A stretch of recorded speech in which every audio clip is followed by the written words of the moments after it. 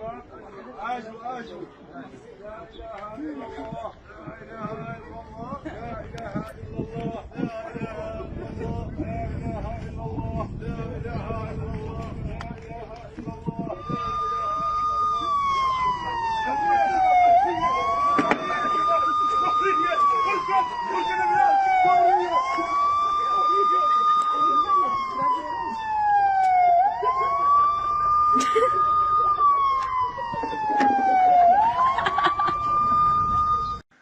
उर्दून के शहरियों ने मुल्क में लगे लॉकडाउन को मजाक बना लिया।